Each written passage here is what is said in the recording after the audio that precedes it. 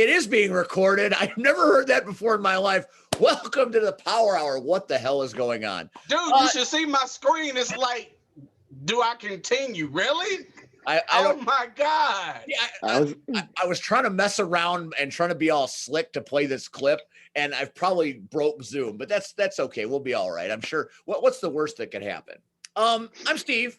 That, of course, is the urban sensation, the icon C Red, that's getting his cigar ready for this show.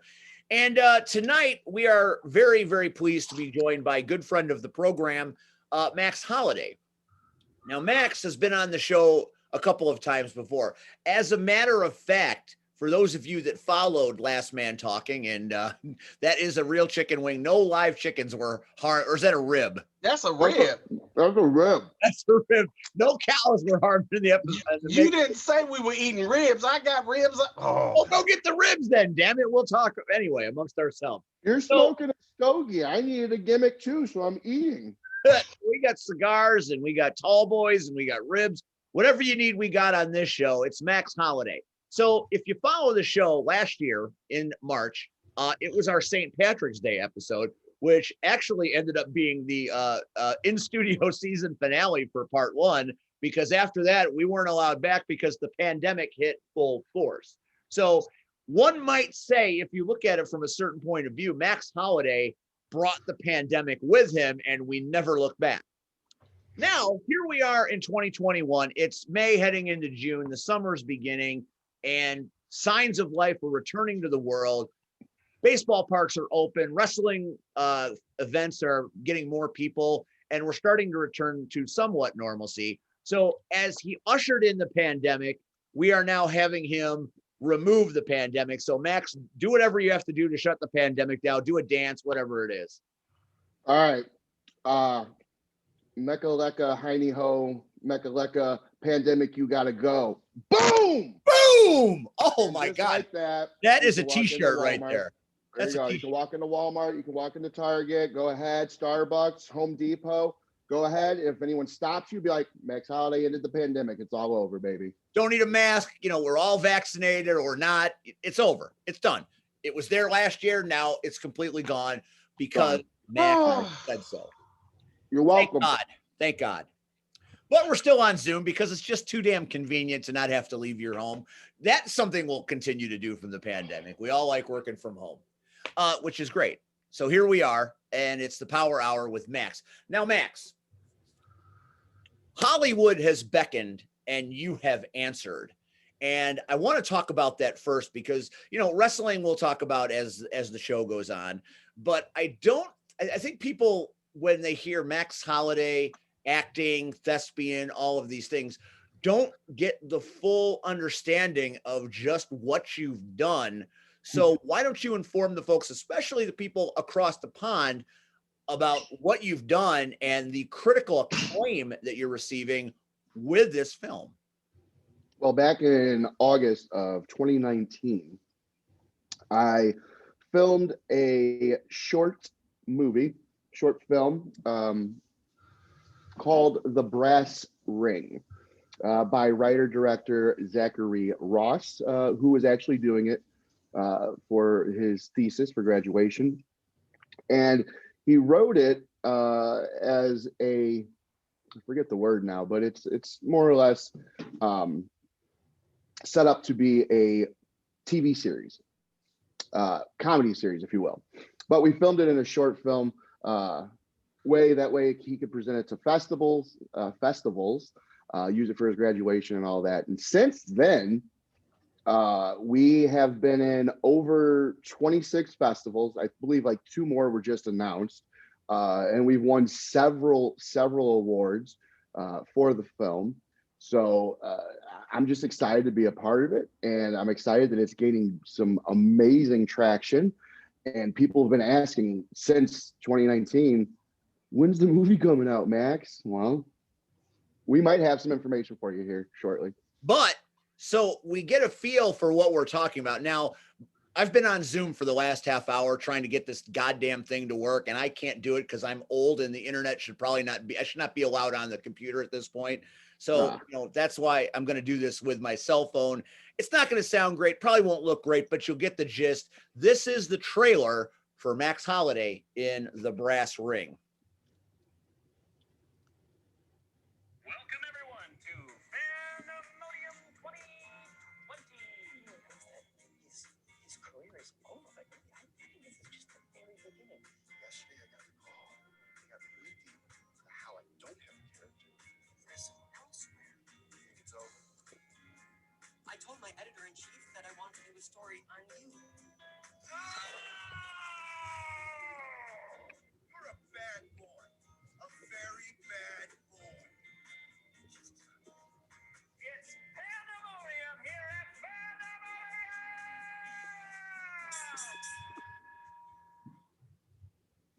So there you have it, a trailer for Max Holiday as the Honorable John Gibson in the Brass Ring. So tell everybody a little bit about this film and what it's about and what you do. Not to correct you, Steve, but it's Mr. John Gibson. What did I say? John Gibson. I Yeah. just said John Gibson. Yeah. You I gotta screwed put up respect on Paragon it. too, and now the guy's stalking me and breaking into my You got to put respect on it. Mr. John Gibson. Mr. John Gibson. So The Brass Ring is a film about a fanatic, a super fan, Mark. His name is Mark. And he I know a few of those. gets to meet his favorite wrestler at a third-rate comic book convention. And while there, he discovers some things about his favorite wrestler and decides it is his job to try to make his favorite over-the-hill wrestler relevant again. That's pretty much the synopsis of the flick. See, that's interesting. And, you know, it's one of these little films. Now, I was lucky enough to be visiting the folks at SCW, and Max was working there. And I went back in the locker room after the show was over, and I got a private screening of the Brass Ring. And what I took away from it, having viewed it, is that I could identify with every character in the film because I've either been them, met them, or know them, which was great. So if you're a fan of wrestling at any level, it's a great little short film that takes you in. It gives you kind of a strange head over heels look at what wrestling can be once you've been in there a while. And you know, being an older gentleman myself, every day it's like I feel like I'm at a third-rate Comic-Con. So I get the first-rate Comic-Cons are over in my life. I'm you know, third shelf at this point. But it's a great film. It's really well produced, and I think that's that was what I took away from it immediately. Is it really felt like a fit? I mean, you know, honestly, these days anybody with an iPhone can make a movie. I mean, there's editing software out there. You know, it's not like the old days where you need to hire camera crews and have tracking, and you know, you can make a movie if you really want to. It's never been more accessible, but this really had a professional feel to it, and the story had a start point. It had, you know, it climax and ended. It was really well told. And you've received some acclaim in this for your acting prowess. Am I not correct? Oh, no, you're actually 100% correct. I've won some personal awards for the film, Best Breakout Star, you know, things along those lines, which is really cool considering it's my first real acting deal, if you will. And you mentioned the production value. I'll tell you, we filmed this from Friday, Saturday, Sunday, and Monday, 4 days. And while filming, this was full on production. There was actually a couple fans that came in to do extra work for the flick. And you saw they had the big boom swing cameras. I mean, millions of dollars worth of equipment there. It was absolutely insane. I believe I posted at the time a picture to my Instagram while I was sitting at that table you saw in the clip. And I'm sitting there staring down a lens that is literally about this big. I'm looking at my reflection, and around it, you just see people moving, you see lights. And it's one of those moments that everything just kind of stops for you. And you're like, wow, this is this is pretty legit, and I'm actually doing it. So I had like one of those realizations, and along the way of filming this over 4 days, I came to have a better or more respect rather for everyone from the actors on screen to the guy holding a microphone, or the girl running the drinks back and forth. Everyone busts their ass out there, and it just gave me a whole new level of respect for everyone involved in any type of TV, movie, whatever it may be. The production is just out of this world. They got all kinds of grants and stuff, and Zach could probably go into just hours of talk about everything that went into it. Some of the production, if you saw from that trailer, it had like that VHS gritty, grainy feel, like you just threw it in and pressed play. And he had stated over the weekend while we were at the film festival that he grew up as one of those people that did the tape trading, recorded on off TV and would trade with people for tapes. So he wanted that feel, get that nostalgia feel for it. And I think instantly, as soon as you hear that click and you hear the psh, you're instantly taken in. Then on top of it, the writing was phenomenal. The film is a short film, so it's only what's being released is only 10 minutes long. There is like a 20-minute version, there's a 15-minute version, but 10 minutes is what's being released. And in those 10 minutes, you get a good grasp for your main character, your protagonist, everybody involved. You know who they are. You get a brief look at their background. You get invested enough that by the time it's over, you're like, holy crap, I need more. I couldn't agree with you more. I remember sitting there when you were showing it to me, thinking to myself, well, okay, so I got to this point. I want to know where it goes next. Yeah. What happens to Mr. John Gibson? Where does he go from here? So it's really, really a great film. I really enjoyed it. I'm very happy that I was one of the few that got a chance to see it, at least before it goes to main release. It's one of those films, it's funny how films are released and how they're distributed, and then how they get brought up for warranted awards. I mean, you never know. A little film like this could sneak its way, into documentary status and best short film on a grander stage, because it's a legitimate production piece and it has all the elements you're looking for in great storytelling. This brings me to my question. You sat through 4 days of being an actor. How similar is the acting experience to what you do when you wrestle? Were you able, is there a significant difference? Is it very similar? Were you able to do it very easily because you are that character in certain circumstances? Yes, D, all of the above. Well, that was easy. No, definitely. I mean, don't expound at all. Just say D. Yeah, D. All right, D.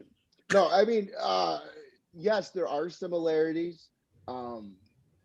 So going into it, I had the mindset of wrestler, of doing small plays, where you hit the curtain, you're on. You do the deal, you come back, you hit the curtain, you're off.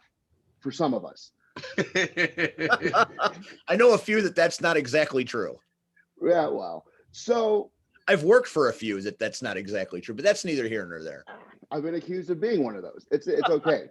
So I was in the mindset of that's how I was going into it. This is going to be a go through. So I'm reading lines, freaking out because I have a horrible memory. I'm like, oh my God, nervous as all get out. But once you get there, it's one of those, say the line, stop, cut, reset. You want to go over that one more time? Yeah. Okay. I'm like, by the time day one was over, I'm like, oh, this is nothing like I expected. So going into day two, I was a little calmer. I was able to actually lean on what I've done in the past as far as wrestling or any type of, high school church play type stuff. And then having the direction from the director, his words, it was nice to watch you grow on film. The more I got comfortable, the more we got into it, the more I guess that, natural ability shines through, where you just start to be yourself and start to get into what it is you're actually doing. You're more comfortable. So yeah, I was able to rely on some of the stuff I've taken from wrestling and kind of transpose it over here into film, which was nice in that aspect, considering, first shot here. So filming. The first time we see you on camera, you're sitting at a table with your little sign telling us who you are, like you would at any autograph signing that we've seen 100 times at wrestling shows that we've all been to and worked at. What I took away immediately, and what immediately captured me and took me right into that moment, and I felt vested instantly, is the look on your face when we see you the first time. Reminded me so much of Kevin Nash and Scott Hall sitting at a table at Pro Wrestling Blitz while lines of people came up and just drooled all over them.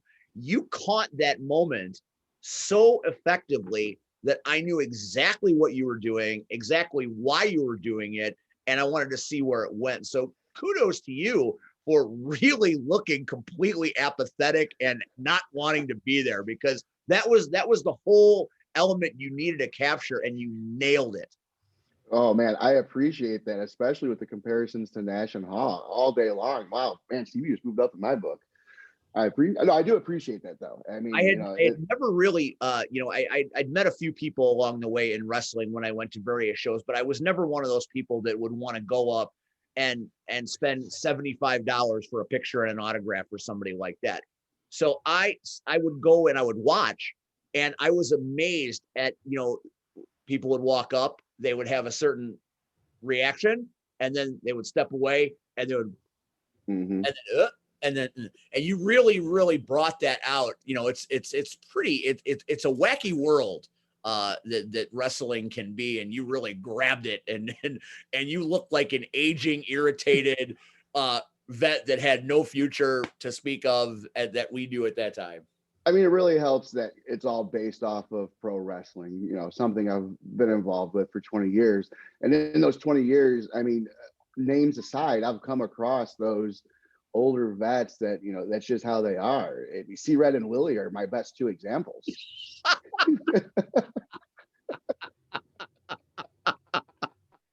First of all, that is nowhere near me. All right. Willie? Now, Willie? Oh, that's great. That's great. C-Red, I've kind of ran a muck here because I'm such a fan of the film. I haven't let you get a word in edgewise. I'm sorry. I know, right? Take the next go from here. Really? You didn't set it off. Pop it right on your head. First of all, congratulations. thank you. The crazy part is I remember you putting this on social media and asked did anybody want to be part of this. And I contacted you and you told me Friday, Saturday, Sunday, Monday. Yep.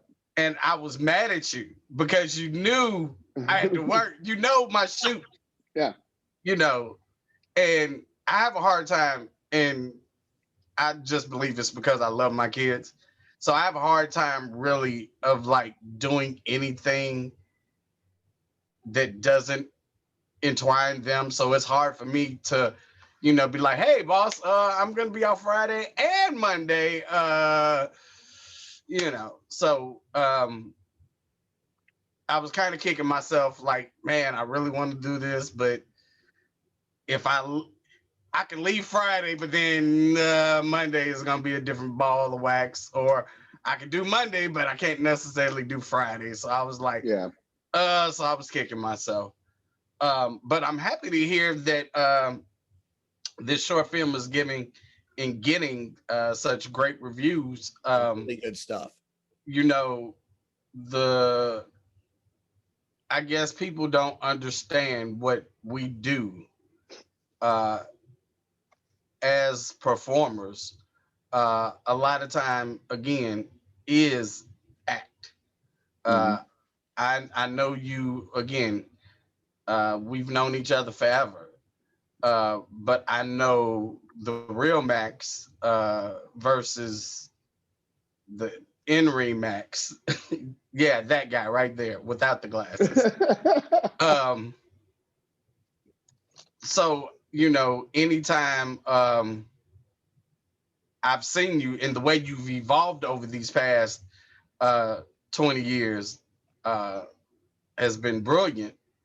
And basically that's because you know your acting, per se. You kind of looked at it and was like, okay, I need to do this and I need to redo that. And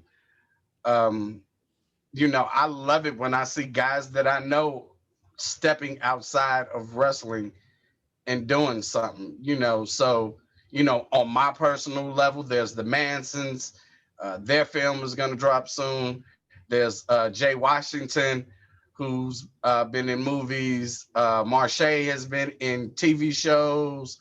Now Max Holiday. So I like it when I see guys that I know that are spreading their wings. And for me, acting runs in my family per se, and it's something that I want to do. But again, it's about the time, and it's like, you know, anytime I get casting calls, again, they're always during the day. You know, I can't find that one that they're shooting at night. You know, and it's like, really. Now the closest I've been, and this is a true but funny story. So we took our students to a restaurant downtown, and we had no idea that Chicago Fire was filming on the block. Again, really paid no attention. The bus pulled up, the kids got off, they went into the restaurant, they did everything. So once the, you know, the kids were done eating, me being a smoker, I needed to smoke. So I walk out and they're filming.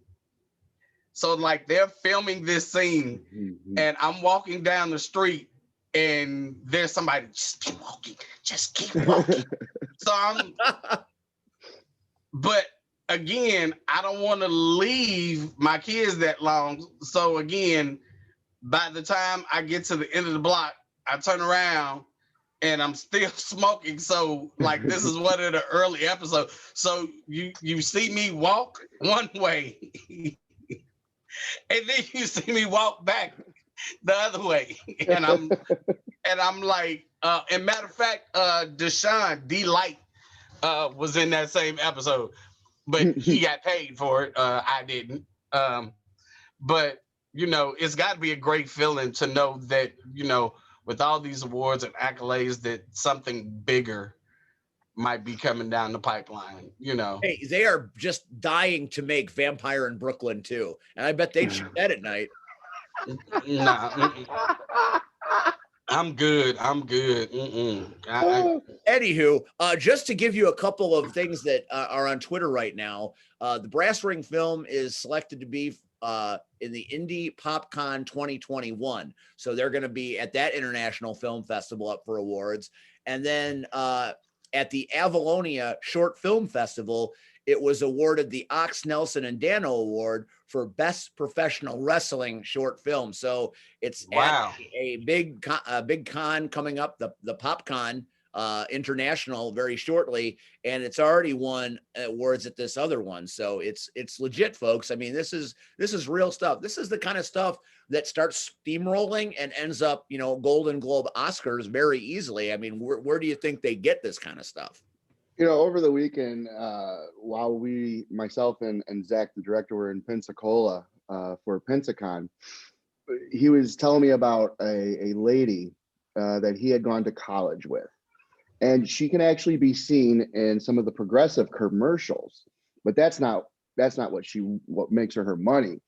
He told me he went to college with her and she moved out to California and was doing her stand-up gig and out there. And one night, Amy Poehler came through the club, saw her stand-up gig. This woman now has a Netflix show. Wow. Just by doing her stand-up shtick, whatever it may have been, has now been converted into a Netflix show because Amy Poehler came through and was like, I like that. I mean, it's really all you need. It's timing. Everything. Well, I mean, but isn't that about everything, basically? I mean, 100%. You know, 100%. But if you're not putting your stuff out there, it's not going to be seen. well, of course, you know, but So I'm I just thought we were saying. just past. I thought we were past that part. We're on the grind. So, No, okay, let's go. You have to get off your ass. You have to grind. You have to put your stuff out there because you don't know who's going to be looking or who's going to be watching or who's going to walk in and have a cigarette and be like, oh, what's that? Wait a minute. I like that. Let me sign this big check. You don't know. That's part of the grind. Is what we're all out here doing. Yes, this film is getting a lot of recognition. Yes, it's won a lot of awards. Yes, there's a strong possibility it could be seen by the right producer, right person, and it could get picked up. That could happen. Then they go and recast, and I don't end up in the show. No, see that would be hard to do because I think your authenticism is what makes it pop. I mean, the little nerdy fanboy reminds me of about 16 people that I see on a monthly basis. So that's perfect. That's perfect. You didn't even have to say that part. As soon as I saw I know that. I know they'll be listening at some point, and they're I gonna had 2 dog or me 3 in people pop up in my head. I was like, ooh. Yeah, there's and you know, like I said, we're in the age where sex doesn't matter. So they're out there, and they're they're out. I know who you are, and yeah, you're out there. But that's neither here nor there. Here's what I love. That this just started out for this guy. Just his thesis, you know, so he could graduate, Mhm. you know. And now all of a sudden, something that he did so he can get his degree, but he put so much of himself as far as making sure the script and see, a lot of people don't understand unless you've worked in front of cameras. You know, there's more to it than, you know, somebody holding your 1985 camera handheld and going action. And, you know, there's a lot, like you said earlier, there's a lot of moving parts. So much. It could take you 18 hours to film 4 minutes worth of footage properly. But people, a lot of people, I think they don't realize that, you know, and not to get off the subject. That's why I always, matter of fact, I told people the other day, people always, you know, when you say I want to be in the wrestling business, people don't grasp that there are so many more jobs to actually being a wrestler. You can be in this business again, and all of us can pretty much agree, you know, if you just got 2 guys in the ring, there's got to be a referee. Somebody's got to, you know, announce the match. You know, somebody's got to promote the match. Somebody's got to set up the ring. Somebody's got to set up the chairs. Somebody has to sell the concessions. You know, there's all these other, and when you get to bigger companies, there's more jobs. You know, so people think it's easy. You know, and I guess what I can kind of poke my chest out and say that I'm happy that and I've got footage that when Max Holiday blows up, you know, I will release, you know, me beating Max Holiday.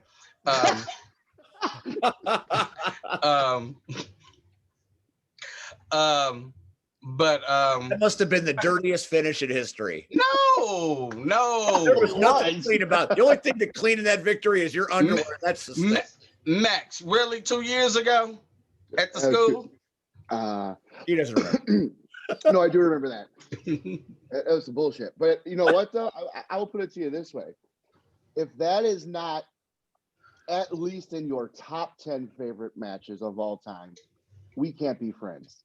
Dude, how can it not be? How first of all, so Steve, you've got to set the scene. So the year prior to this show, so every year I do a show for my students, and I'm doing it this Saturday while I'm filming it, since we can't do it live. So the year prior, I asked Max to come out. So it's Max versus Rion Skills. Max drove his bike. And I said, Max, I have to have the motorcycle entrance. Give him a little Undertaker. So Max, he agrees to do it.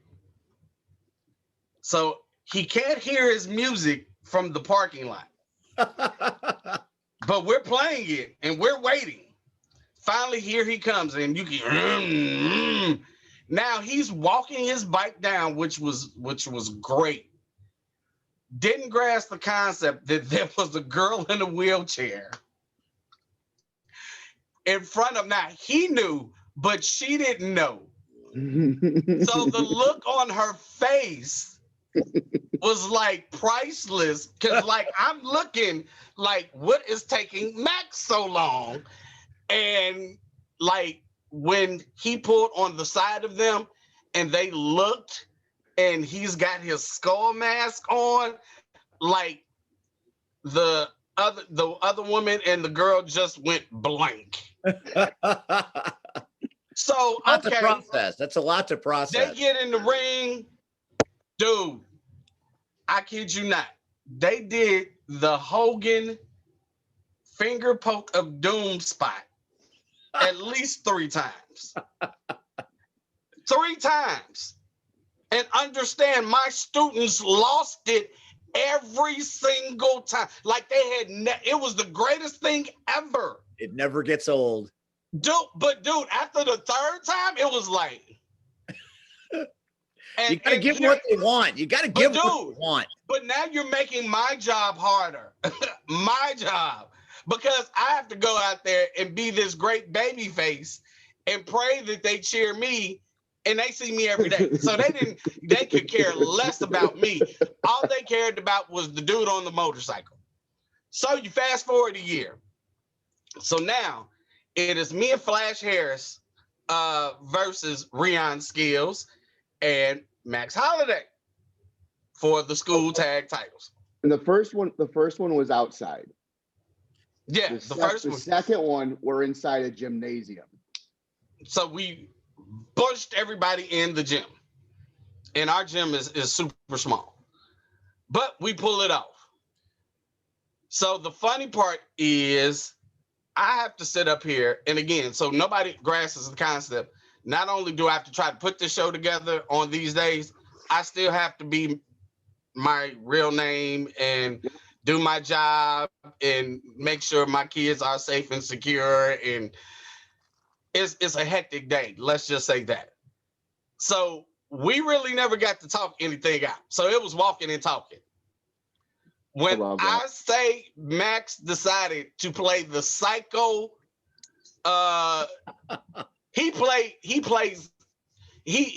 this is where his acting skills came in, because literally he played the angry white dude.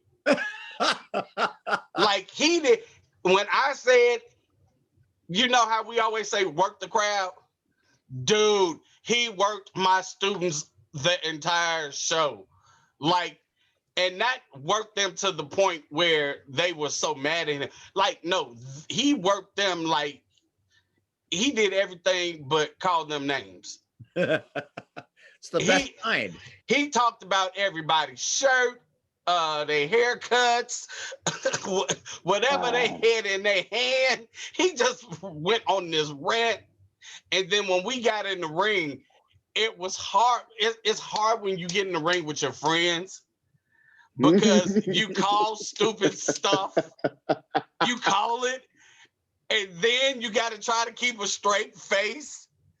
Like Rion, Rion's role in this whole thing was he was the tweener. He was trying to keep Max calm, but at the same time, he wanted to fight, but not really want to fight.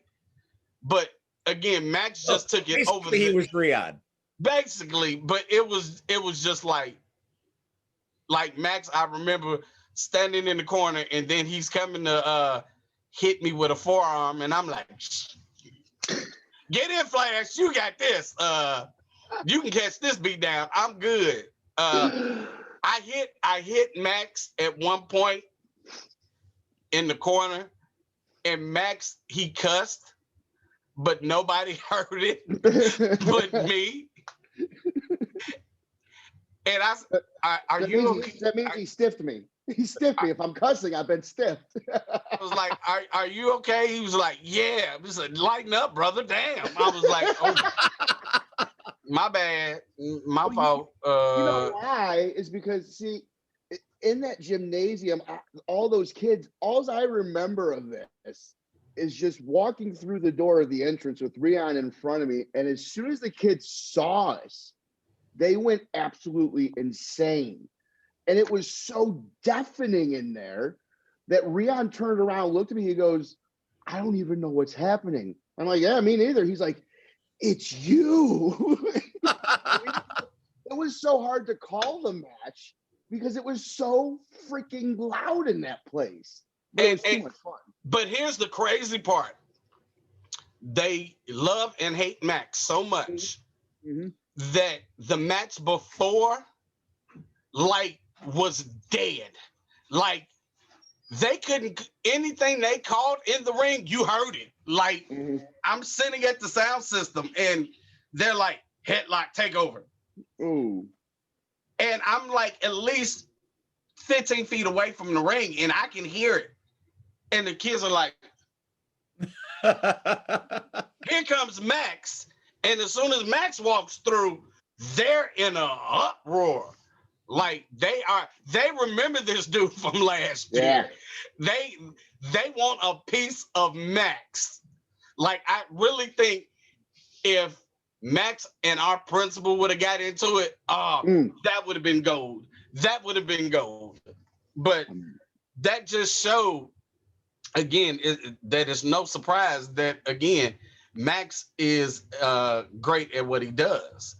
And, you know, people a lot of times, you know, but here's the thing. So I've known Max his entire career because it's been my entire career. And we've traveled some of the same circles. We, you know, it's funny. I think the last time we were in the locker room and we talked about our first show together with Chi-Town in some little gym. And it when you go back and you take those memories and you're like, oh my God. And then you go, that was you? And that was, and it was like, oh, okay. And then, you know, then we did other halls and, you know, all of these people were there, you know, and you thought I had a stable, Steve? No. These people had like 30 members and they would all be at the show in the locker room. All of them ain't wrestling, only about 2 or 3 of them, but everybody else is in the locker room with their shirt on. Like, it's getting kind of, and one show, Willie is part of my group, and I'm like, dude, you got to pick which group you coming out with tonight. Willie just likes being a part of groups. We're gonna ask. We got Willie coming up in a few weeks. We're gonna ask him about why he's in so many damn groups. I think he's a part of the family now too. Yeah, he's part of the family. Oh, it's amazing. So let me ask you this. I'm a fan of your work. I had the great pleasure of being on the morning after a few times during the crash tested days. And that was fun. It was always fun to go to the house in Indiana and do the show. But did you take him anything? Always brought him food and a trinket to put on display. In fact, I got some hot water with Willie because of one of the toys I brought. I brought the potato head, to represent Willie, and that didn't go over very well. But it was well intended. But anyway, that's not my point. And then, you know, finally I'm on broadcast and finally crash tested books Max in what I think what was the final show. And I got a chance to call a Max Holiday match and it was great. And then the next month supposed to do it again.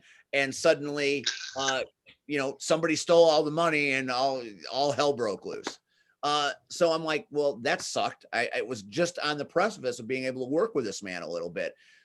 Forward several years to SCW, and you know, I finally hang around enough to say they say we're going to do some commentary. Can you do it? I get to do one show, And Max, who has had the title for a long time, that's the show he drops the goddamn title and he's gone. He's gone. Why do you hate me that every time I show up and we work together, you're gone the next month? What the fuck?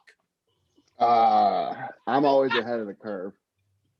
I'm always ahead of the curve. That's I You don't really know. are. You know that something's going south when I show up there. You're like, yep, it's been a nice run. We're out.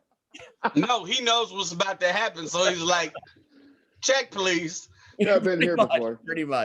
Pretty much. Well, we're hoping Max returns to SCW But pretty soon. here's the thing: when you think about it, at least that last show, right? What impact Max made to that crowd? Like, have you heard great. another? Like, there are other people that came that would get pops, but none of them were centralized in Chicago. So when Max comes out, he gets a pop like he's on TV every Friday night. He was working a headliner and he out-popped the headliner from television. Right. Is unreal. Yeah. And I mean, it just, it goes to show again what we all know. Again, like I said, I know the previous Max Holiday incarnations. Yeah. This one I love, because I think it's more of true to who you are. Because I appreciate that. the best gimmicks are the ones that are part of you. Mm-hmm. Now, I'm not saying that, you drive around with a skull on your face and, with a chain and you just, beat up That's old okay if ladies. you do. Perfectly okay if you do. Old Beating ladies up old- and but I have seen you upset. I have seen you pissed off. And It happens. right, but you're human. Yeah. But I can believe that that's who you are versus, Mr. Shiny Pants. Hey, don't hate on shiny pants. Hey, bruh, between you, Delight, and bruh. And even Jazz had some questionable outfits back in the day too. So we were all shopping at the same store in the mall. But I think Steve can contest. I think that was, that kind of showed the value of putting Max Holiday on your show. And then to see him in Southland, and that whole angle. And dude, I'm not even with Southland at the time. And I'm on hiatus, but every month I'm following because it's crazy. Not only do I want to know what CSW is saying, more importantly, I want to know what Max is doing. Like, who is he beating up this, month? Like, oh God, he gotta fight Hunter Payne. Ooh, oh my God, he beat the hell out of Hunter. Oh, okay, all right. But Max is an awesome talent, dude. So why again? I think all my friends should be signed, but that's just me. But Max is one of those people that he definitely needs to be in the upper echelons of somebody's company. He's not a ripoff. He's Max Holiday. When you see him, he's gonna give you who he is. So again, kudos to you for raising your game over these past few years and making your name, not just in the Midwest, but all over this country, dude. You are standing out. I greatly appreciate those words. You're being way too kind, but especially coming from you, C-Rad, I have always made it a duty of mine to make sure that those that came before me are represented in some way. And for former Windy City guys to come up to me and give me their seal of approval. You, Willie, Marche, Mike Anthony, Hunter Payne, Terry Allen, for guys like that I more or less watched at some point on TV or at a show. It was like one day for them to come to me and be like, "Hey, you're doing it right. You've got something." It means a lot. So thank you, C-Rad. I greatly appreciate that. What I'm That's hoping that's the last time you'll ever hear me compliment him. what I'm hoping secretly is Max has stepped away briefly from SCW and he's going to come back and he's going to be that guy in the blue tights. Probably not. I really didn't get enough of that. I really feel like that is a character that has a whole level that we haven't seen that we need to see. Tell me about I laugh about that because that was a more or less a one-time deal. On the Brew City Summer Sizzler tour, they had a wrestler that was the Cougar Hunter. I forget what the name was now, but ultimately he was the Cougar Hunter. And so we were doing a 4th of July show. It was the 3rd, and we were at Applebee's, and I'm sitting there with Beer City Bruiser and Roadhouse and everyone that's on this tour. We're eating, and Madonna's Holiday starts playing over the radio, and I start laughing and I go, "Hey, just in case you're wondering, I brought my Blue Pants Holiday's ready to work, just messing around." I was like, "By the way, this is my theme music," and Bruiser just kind of looked over me and was like, "Yeah?" I'm like, "Yeah." He's like, "All right, you'll do it tomorrow." I'm like, "All right, whatever." And sure enough, they put the card together, like, "All right, Max, you're gonna do the whole Blue Pants thing." I'm like, "Oh, all right, cool." So it was kind of like a one-time thing, but I don't know, man. At that point, you just kind of look at like Gold Dust and Gorgeous George and just, now how can I interpret that into me? That's what I got. It looked like the video footage I saw of that, it looked like you were having such a blast with it. It's like it gave you a vehicle to kind of step outside who you are and explore something that's inside of Max Holiday somewhere, but doesn't get walked around very often. Well, I'll take that one over the dude with Sue, because he knows how I feel about Sue. He knows how I feel about Sue. The And mental of Max. Red's just upset Red's upset he has yet to meet Sue. I did meet Sue. Oh, did you? Remember IPW? Oh yeah. Out in And we wound up having a match. Yeah. And tell me, go ahead. I Right. I'm listening. I had to kiss Sue, or I should say she kissed me. I wasn't too happy about it. Many folks who is dude. But here's the thing: have you seen how he delivers Sue? I absolutely have. And I've seen, and that's the crazy part. I don't know where he got that agile from. Where again, I'm decent height. I've seen him deliver Sue to people like Hunter Payne, to midgets. Sue can get up there. Sue's got Jordan vert. That's what Sue's got. It's like Sue's wearing Air Jordans under there. Dude, so when you take Sue, your life changes. It's a life-changing experience. I will put it to you this way. She can either be really nice or she can be really mean. It depends on how the match goes. I compare Sue to Marche's chop for something that will stop a match like that, and everybody just goes, "Damn!" But dude, if you taste Sue, the match is over.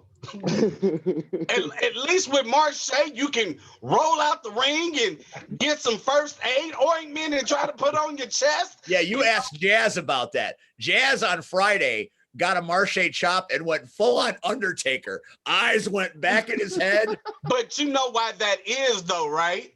You do know the secrets to chops and Jazz, right? No, well, all I know is loud.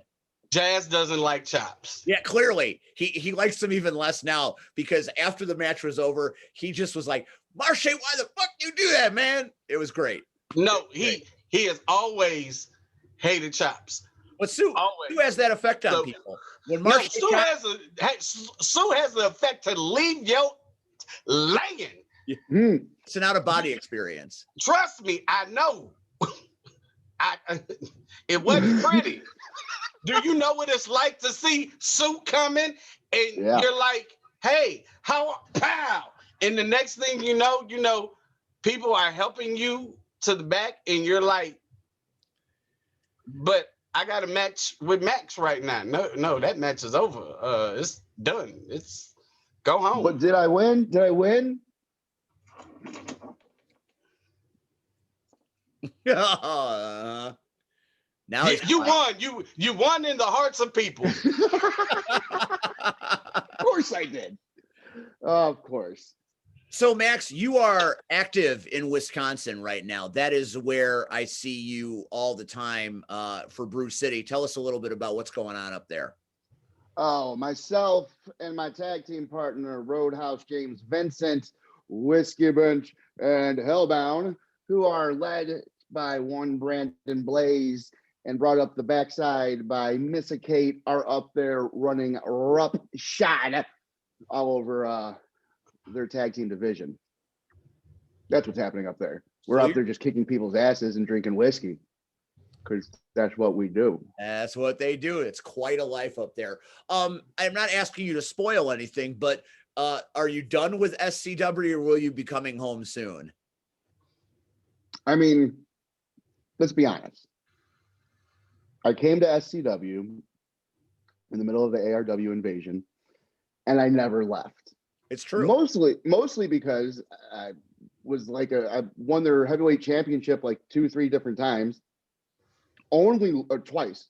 Only lost it because I broke my heel winning it. So I'm sure they've gotten their taste, their fill. I'm the type of person who here it is, and now it's not here. So when I come back, I come back. I don't come back, I don't come back. Damn it. Now I'm going to have to go beg somebody else's door to be a commentator. I mean, come and then on. you'll leave there too. Yeah, maybe. But come on, you got little JPH as your champ over there now. They got what they wanted.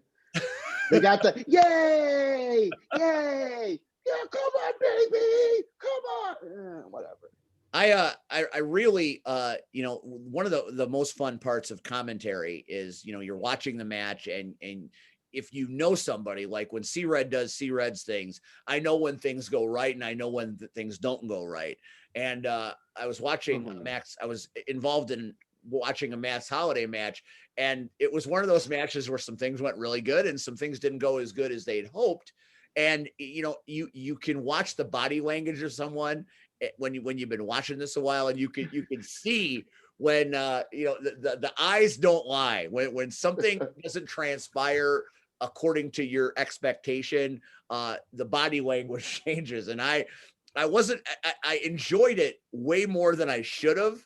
And I shouldn't even be talking about it because it's not something people talk about, but it's fun in what I do is to be able to watch people work and watch how their body language changes when moments in the match occur that maybe aren't expected. I know C-Red has talked about this before.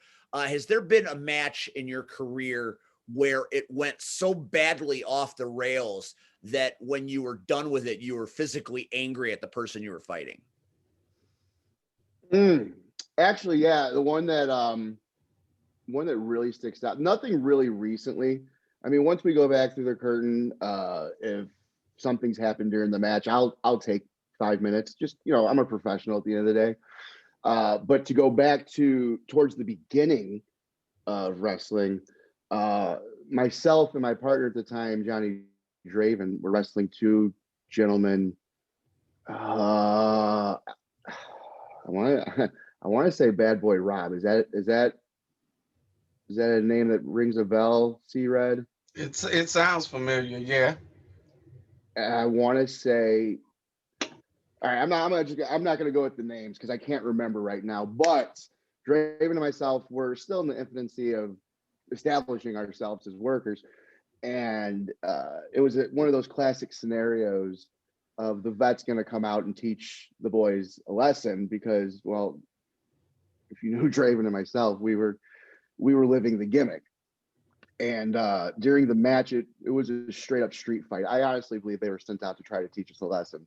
But it was a straight up street fight. And you know the gimmick where they take the chair to the throat and bounce you off the floor there? Well, I legit took the move and damn near crushed my larynx in the process. I couldn't talk for a day or so afterwards. And I just remember coming back from that match, looking at him and going, so that was a hit, looking at Draven, and he's, 100%. So when we got back to the locker room, we weren't about to back down, but apologies were made and all of that afterwards. But I still to this day believe that they were sent out to teach us a lesson. The problem is I don't get taught lessons very well, because at the end of the day, we're out there to do something, put on a show. And if you want to be a man and you want to go out back, we can do that. But if you do it out there, especially nowadays, now that I've earned my stripes and I've got a little bit of leather on my back, I will whoop the fuck out of you out there. I'm more than professional all the way around. I've had people that I've legitimately had, real world heat with, that I've been asked, will you work this match? And out of respect for the person asking in the company, no, I won't, because I can't promise that won't go the way that you want it to. So I am very professional, but I have had instances where people have, and it mostly in the beginning of the career, where they've tried to take liberties to where afterwards it was one of those, well, you want to fight now? Because we can fight. But I'm not that way. I don't do that to people.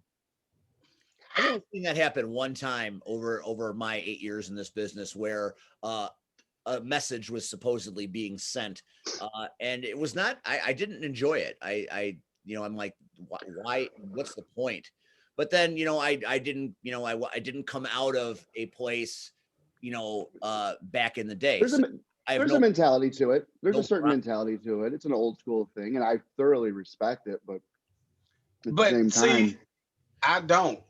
My thing is, I'm into old school. That's the old school thing, but that's not the way we do business now. Well, but it's still, my thing is, if guys are on cards and they're in their greener days, what do you think, works better? If you go whoop their ass, or, if you go out there and show them how to do it the right way. And if it's that serious, then why are they on the card in the first place? I agree. So I've never been that one, because I've always, told people, hey, I'm a man first. And, second, I'm not, when I started, I told people, I'm not one of these 18, 19-year-olds. Mm-hmm. I got a job, I got a family, so I ain't doing all of that. So, I think, when people do that, again, and it's wrong. Wrong is wrong. It is 100%, 100%, because in those instances, the person that's being done to doesn't realize what's happening at the time. I mean, it happened at Anarchy with Malachi when he shot on what's his name. The problem was no one in the back even knew what was happening, because had anyone understood exactly what was happening at the time when he almost broke his leg, myself alone would have gone out there and beat the fuck out of him. It's just not right. It's not cool. I agree on that aspect. Someone green, you're not going to go out there and whoop them unless you're Mike Anthony. But I mean, you're going to try and work with them. Well, it depends. It depends. Me and Steve heard the story last week about Martin, the rookie named Martin with me and Marche, and just for the simple fact of, I don't think he respected the business, but I was going to let that slide. But to hear him and his partner say that their plan was to hurt everybody in the Royal, like, I'm nobody at that time, and my thing was, I refuse to let you go out here and hurt a soul, and like I say, to this day, matter of fact, Nick H is sending me the DVD as we speak, so I can watch it again and again and again. But There's to so watch, many, there's so many variables though with things. I mean, rookies, people just going out there whooping the shit out of each other, someone out there fucking up a match. At the end of the day, you need to be professional and evaluate the situation. As it is, you should be a good read of the room anyways, and a good read of what's happening in front of you. That way you know how to handle it. That's just me. Everybody's different. no, I mean, I think you're absolutely, absolutely right. Me today, I think I would handle that situation differently. Me then, again, I was a rookie also, but my Yep. thing was, I guess I saw two people trying to hurt my friends. Mhm. That's how I saw it. I bonded with Marche, I bonded with Isaiah and other people, and all I saw was them trying to hurt my friends, and I was like, oh hell no. And wrestling got real. Mm. Wrestling got real, and that was the last we saw of them. But let me ask you this, Max. What's in store for you next? Like between acting and wrestling, what's next? You know, well, clearly I'm still actively wrestling. I mean, I don't want to say I'm done with anything. I would like to do some more acting. Obviously, I just got a little taste of it, and to say I'm being spoiled with that first taste is an understatement because of the. I mean, I got the role because dude was going to school with one of the rookies that was training at Anarchy, and she was like, "Yo, this dude would be perfect," and so it was the luck of the draw. So I feel like I've been very spoiled with this particular project. I would love to get my hands in some other things, as far as acting is concerned. Wrestling, that's I'm getting up there age wise. So I mean, I gave myself when I started out, and it's been used against me so many times. I gave myself till 40. 40, I'm gonna be done. I'm gonna move on to my next, thing. The problem was that wrestling really didn't start to take off for me till I was in my 30s. And I really didn't start to get any type of recognition or get booked until I was in my 30s. So as far as I'm concerned, I'm going to continue wrestling as long as I'm being booked. My ultimate goal, and I tell this to everyone, it is no secret. My ultimate goal at this point, I mean, get signed, sure, that's everyone's goal. Realistically, I would just like to get that one match on TV, on national TV for a national company, be it job out, whatever it is. I just want that one match. So ultimately with wrestling, that's what I'm striving for. We'll see what comes first. Leaving the boots in the ring or getting that one match on TV, or getting that one match on TV and then leaving my boots in the ring. Oh, On TV. On TV. That's the way to go out. Do it. I don't even know what's happening. I'm just sitting there. JR and Shivani, why did he leave his boots out there? Yeah, they just got Excalibur will screw it up, but that's a story for another time. Couple more things before we let you go, Max, and we appreciate. I'm really glad we got to talk about the movie because when I went to broadcasting school, I had some projects where we had to make a video, and it's painstaking, shot after shot, and then having to edit it all together. And I can just imagine what it was like those 4 days you were shooting, because we made a music video to R. Kelly's Ignition. That is the dumbest thing you'll ever see. I'm wearing like NBA wear and a big afro. You don't want to see it. It's out there, but you don't want to see it. And it took us literally 8 days of 3-hour segments to get it all together. And it's 3 minutes of just absolute stupidity. But it was so fun to do. And if you go on YouTube, Red, and you find the Tinderbots, that's what we were called. It's ridiculous. It's on YouTube. Hey Siri, Tinderbox, YouTube. it's dumb.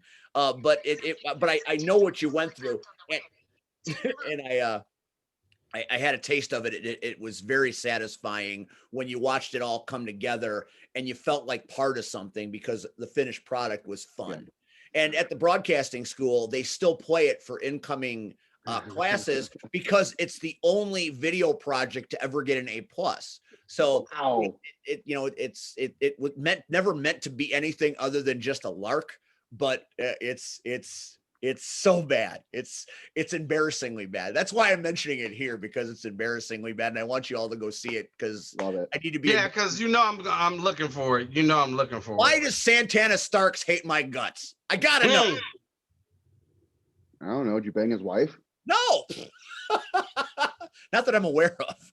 Oh, he is married, right? Is I he? think I saw that. Is I don't he? know. I I don't know. I just know I know that you know him, and I know he hates my guts, and I just Yeah. Honestly, last time I talked to him was the last SCW show he was on, and it was a handshake and a how you doing. the world may never know. I don't know. I'm sorry.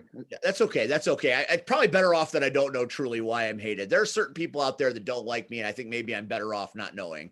The less you know, the better. That's the one thing I've learned. The less you know, the better. Just keep doing you, Steve.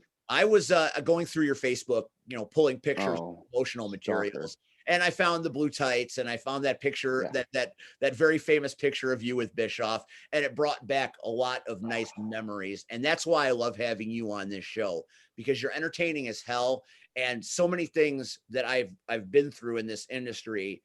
You have been some of the best parts of them. So I want to thank you for helping my journey along and just being a cool guy. You've always been cool. You've always done what I asked, and I appreciate you taking time to be on the Power Hour. Well, thank you guys for all the flowers. You guys, you know how to make a white boy turn red. Jeez. And I hope you come back to SCW, damn it, because I hope so. keep too. missing my opportunities here. I hope so too. We'll see what happens out there. That's cool. I just, Brett, final had thoughts? fun. Final thoughts on Max Holiday? You gotta send the boy out with some love. We're done. You can't have final thoughts. I think Max Holiday is, honestly, I wouldn't be surprised. Because here's my thing. Normally, I don't pay attention to short films unless they start getting steam and people start clamoring about them. And this movie, Brass Ring, is making noise. So, I wouldn't be shocked next year, this time, in that background, if there's some hardware back there, Oh, I'm being serious, dude. I think, and here's the thing. We talked about making movies and videos and all of that. So clearly, all the footage didn't get used that is being seen. mhm. And you said that there's like a 15-minute cut and a 20-minute cut or a 30-minute cut. Dude, can you imagine this for more months to come? It just picks up more steam. It just snowballs. And more accolades, and people all of a sudden, you said it, Max. It takes one person. Mhm. It just takes one person to be on their phone and pull it up. It takes one person to say, "Hey, I saw this trailer, but the guy that's portraying this guy might have something." I see it. I'm kind of like Steve. If this got picked up by a network or even, say like Netflix wanted to run the show, I wouldn't. I personally wouldn't watch it if you're not, the main character. I just wouldn't. There's no recasting Mr. John Gibson. It's just not. One, because you're my friend. But two, again, I think you have what it takes again, so You're too kind. you've done everything you should do, and you're a good guy. No, seriously, no shit. You're a good guy, and I believe good things should happen to good people. So you know, we've had talks, Max. Uh, so we've both had some incredible lives. Let's just leave it like that. Agreed. So I believe, you know, good things should come to good people, and you're one of those people that I pray to God that, you know, this is just the start of something, you know, bigger than you, you know, and I pray, you know, that you have that national match somebody's TV. I just hope that, you know, once you have it, you know, you don't decide, oh, okay, drop those right there, you know, that somebody will say, hey, You know, JR is going to be putting barbecue sauce in your damn boots in the middle of the ring. you know, that somebody hands you something that says, hey, we like to extend you for a couple of years. What do you say? So I wish you nothing but the best, my friend. You know, no rapid fire tonight, Steve. No, I'm going to end this a different way because Max said something that I think resonates and I think everybody needs to hear it. If you have big goals and big dreams, if you don't put yourself out there, nothing's going to happen. So I'm going to put myself out there right now and show you all a little bit of this.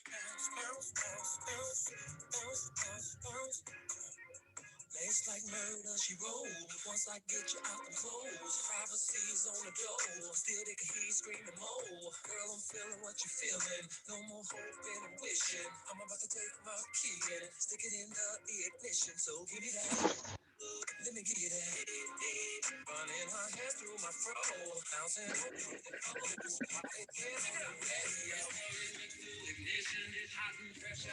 And now that that's out there, I'm pretty certain I will never get another job as long as I live. On behalf of the urban sensation, C-Red, and Wait. At least we understand why you keep your hair shaved now. I don't have an attractive afro, but I just didn't have the right relaxer. It just Dude, wasn't the right relaxer. I can't even show that to my kids. Why would you ever want to show that? I'm going to regret that I did that here, but I wanted you to believe it was Oh real. my God! That was amazing. That was Yes, a it galaxy, was. galaxy far, far, far away, far, far, far away. But anyway, Clearly, it wasn't. it was it. Yeah, Not that far. Hey, Max. Now the bad part is this will be stuck in my head all night. Just what part. you need is as Steve Nice. did to R. Kelly. Now there's a whole story behind that video. We kind of do it like behind the music. So if you want to go find it, it's out there and it's really, really bad. We even end it with a karaoke version at a local bar that we filmed. It gets worse if you can believe that, but that's neither here nor there. Next time we'll tell more stories. Next Tuesday, Oh. we have Tully Bergerelli on this program. And who do we have next Wednesday? Next Wednesday the Wednesday? No, that's the following week. Oh, we're doing the ARC next Wednesday. Well, Is that a vagina? there you Is that go. a vagina? Sin City Playboys and the AR Vagina will be joining us. No, we're Right. not doing that. Okay. Well, you got to do that anyway. Hey, that's the new intro now. Hey, how you doing? All right. Anyway, on behalf of C-Red, I'm Steve. For Max Holiday, our guest, thank you. Good night. We'll catch you next time on the Power Hour. Good night, everybody.